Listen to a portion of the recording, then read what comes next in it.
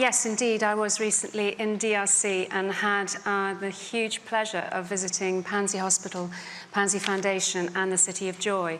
Now, for those of you that haven't been there, the Panzi Hospital, I have to say, I'm very pleased to say, is fantastically equipped with some amazing technology and some incredible surgeons who work day and night to support the many, many people that come through the doors. The level of medical care there is really unparalleled. It is fantastic. And they try everything and anything they can to literally put people back together again. And I saw, in fact, actually, my staff was slightly horrified because I ended up in amongst a couple of surgeries that were going on. But it really was wonderful to be able to speak with the surgeons and to understand better what they were doing. That is the medical care that every single survivor should have the right to access. But it is purely the lucky ones that find themselves, and I say lucky with a heavy caveat here, but they are the more fortunate ones that find themselves at Panzi Hospital because they are going to get the best care from the nurses and from the surgeons. And many of the people that I met have had multiple surgeries over many years. Moving through from the medical side of things into the foundation, this is where the more holistic side of the care is actually taking place. This is where the staff are looking at understanding how to not only put somebody back together physically, but mentally and practically. So you have all of the people there, all of the clients are being offered training. So they have a future. It's not just a one-sided approach. And actually having met them and seeing the many different opportunities that they have, which also are coupled with psychological care as well, is giving them a potential which, if they are just purely treated physically, they may not have. And of course, as we all know, the issue of stigma means that so many of them won't be able to go back to their communities. They will not be accepted back into their families. And therefore, they have got a very bleak outlook. Alongside doing the practical side of things and the teaching, we have children. There's children at the foundation. They call him Papa. And for them, it's hard. How can they understand what has happened to them?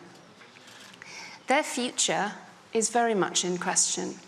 But when I tell you that many of the staff at the Panzi Foundation have actually taken children on themselves to look after them, because the reality is that some of the mothers have abandoned their children. Now, no one in this room and elsewhere in the world can stand in judgment of that.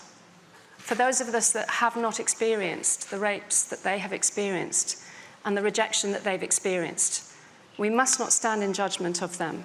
But the reality is they leave the children behind. And Panzi Foundation looks after them. And as I say, many of the staff have actually taken the care on themselves. They also teach the women basic things like self-defense. If you give somebody agency, you give them respect, but you also want to give them power. And something as simple as self-defense is empowering women, that they can stand up for themselves. So hopefully, if they are attacked again, because one cannot assume that once they have left the foundation that this may not happen again, they may stand a chance of protecting themselves. But let's now move forward to the City of Joy. It's called the City of Joy because it is one of the most joyful places I have ever been. The care is based on love and respect. Respect is something that it doesn't cost anybody to respect someone. It costs nothing to love somebody. And this is the premise that the City of Joy is based on. And they work with these incredibly damaged women to give them self-respect, to give them life chances that they may not otherwise have. And they surround them with each other, because they also learn from each other, as well as the people that are working there, that give so freely of themselves day after day. It is one of the most amazing visits I've ever done. I have every hope that I will be returning in the future. But it was an amazing thing to do, and I hope that my description brings some of the humanity into the room. We've been talking at a very high level in the last couple of hours, but we have to remember that the survivors are human. They need love, they need respect, and they need our care.